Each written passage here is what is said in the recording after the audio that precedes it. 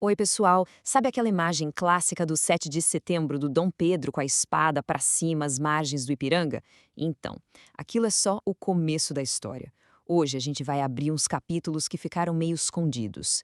A guerra, uma guerra de verdade violenta e popular que selou de fato a independência do Brasil. A ideia que a gente tem é de uma coisa quase que arranjada, né? Um acordo ali entre as elites, uma transição suave. Mas a pergunta que a gente precisa fazer é: foi assim mesmo? Olha, a resposta curta é não, de jeito nenhum.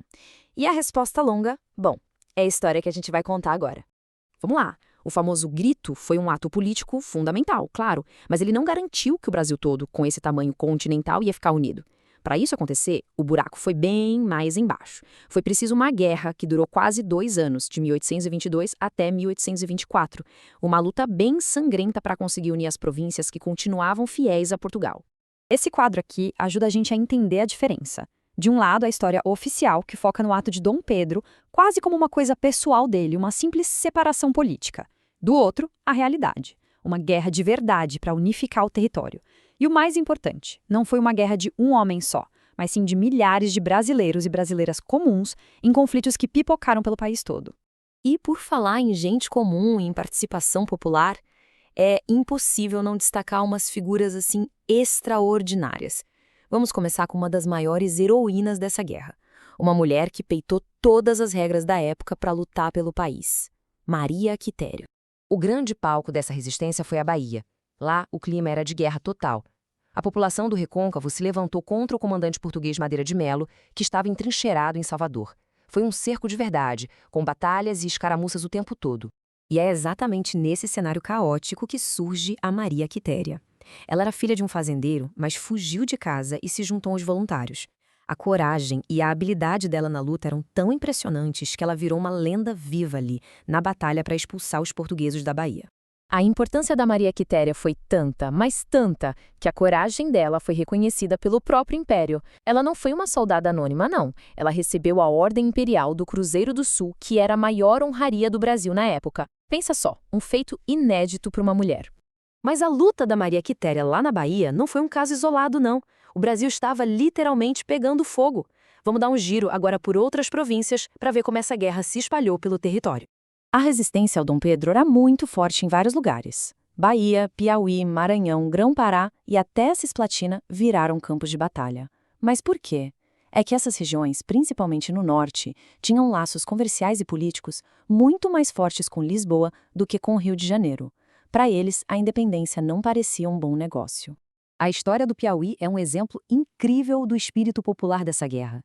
Imagina a cena, um exército de voluntários, gente do povo, com foice, facão, ferramenta de trabalho na mão, partindo para cima das tropas portuguesas profissionais. Foi um ato de coragem pura. Agora, lá no norte, a conversa foi outra.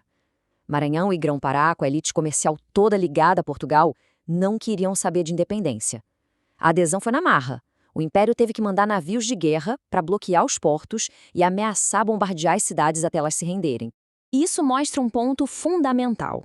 O governo brasileiro que estava nascendo não tinha um exército ou uma marinha poderosa. Para conseguir vencer essa guerra, foi preciso comprar navios e contratar soldados estrangeiros, mercenários mesmo. O mais famoso deles foi o Lord Cochrane, um almirante britânico que foi peça-chave para a vitória do Brasil no mar. Uma guerra, por mais justa que seja, sempre tem um custo humano. E o preço pago para unificar o Brasil foi altíssimo. Agora, vamos olhar para o lado mais trágico desse conflito, para as vítimas.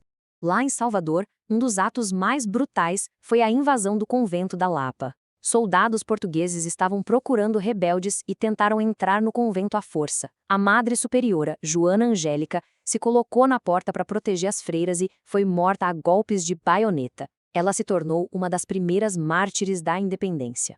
Lembra daquele exército improvisado do Piauí? Pois é, na Batalha do Genipapo, eles foram massacrados. Foi uma derrota militar terrível. Mas, olha que curioso, a bravura e o sacrifício daqueles homens foi tão grande que a derrota virou uma vitória moral, um símbolo eterno da resistência do povo piauiense. Quase 300! Esse número representa uma das maiores atrocidades de toda essa guerra. Lá no Grão-Pará, depois da rendição forçada, estourou uma revolta popular que foi reprimida com uma violência absurda. Quase 300 prisioneiros foram jogados no porão de um navio. Jogaram cal em cima deles e todos morreram asfixiados. É uma mostra da brutalidade que foi usada para forjar a unidade do país. Apesar de toda essa violência e da contratação de estrangeiros, a vitória final só foi possível por causa da participação em massa da população. Vamos então amarrar essa nova visão da nossa independência. O recado final é muito claro. Sem as milícias populares, sem os voluntários, sem gente como a Maria Quitéria e os heróis do Genipapo, a história poderia ter sido completamente diferente. Foi o povo, no campo de batalha, que garantiu a vitória contra as tropas portuguesas. E a prova mais viva desse protagonismo local está no calendário. Para os baianos, a verdadeira data da independência não é 7 de setembro, é 2 de julho, o dia em que, depois de quase 1 ano e meio de luta, os portugueses finalmente foram expulsos de Salvador. A memória da guerra continua viva até hoje.